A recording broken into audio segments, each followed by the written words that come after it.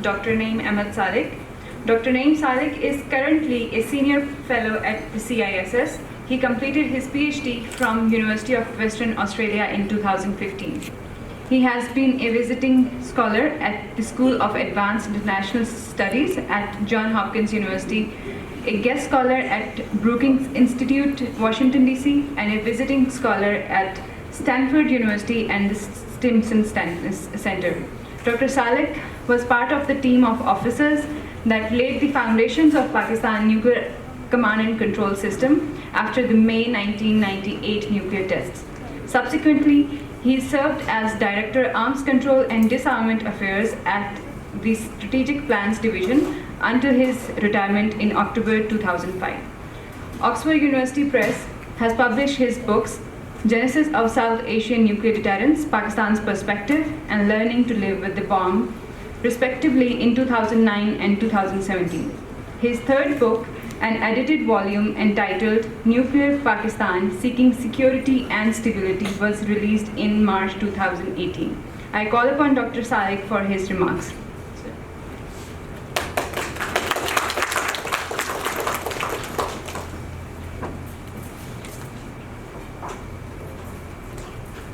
Thank you, Afira, and I would like to thank everybody in the hall, ladies and gentlemen.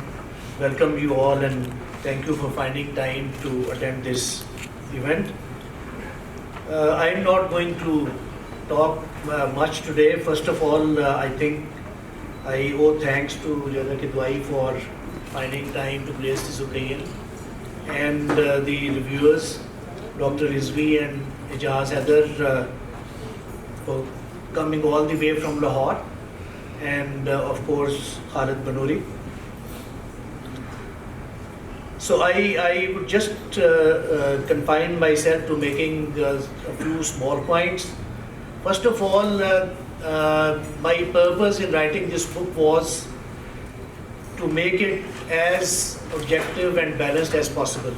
I did not want to drift into the usual practice, which is unfortunately taken root in South Asia, that whenever we are writing about India or Pakistan, we drift into propagandistic mode, and rather than maintaining objectivity and balance. So that was one of the reasons I approached some of the Indian scholars to contribute to this volume, and they also, I think, did justice to their selection by being very objective and fair in their comments.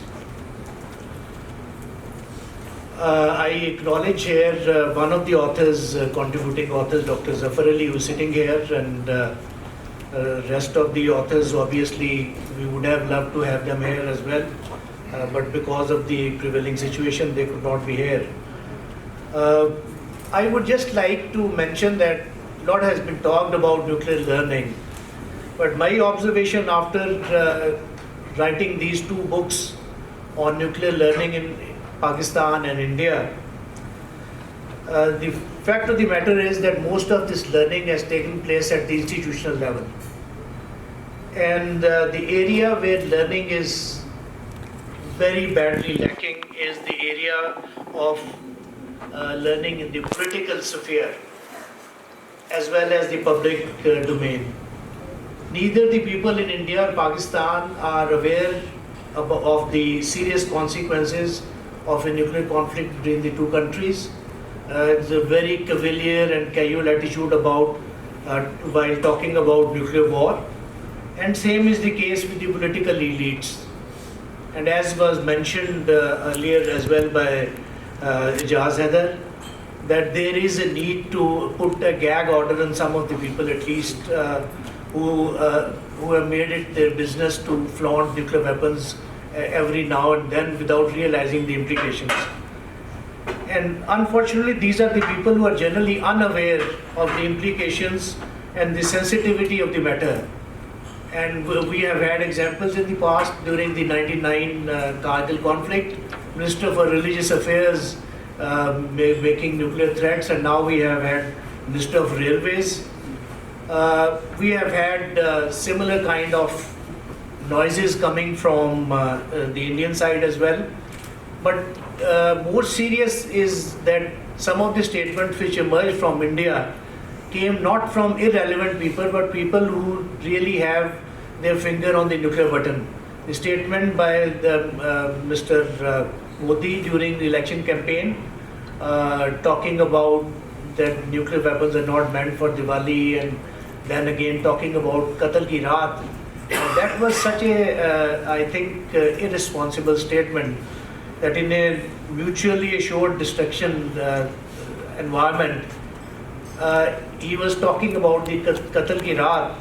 I wish he had not, in fact, it's luckily for everybody that he did not proceed to put into practice his idea, because then there would have been no dawn after that Qatal ki Raat.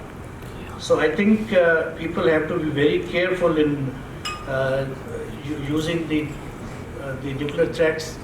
And one thing we need to learn is nuclear signaling. I think that's a very sophisticated art, and that neither India nor Pakistan has learned as yet.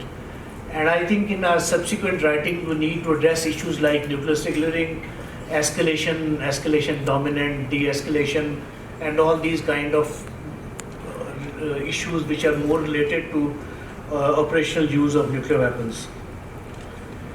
And I think since 2009, up in this last decade or so, I have tried to make my contribution in terms of producing these books as well as some other articles.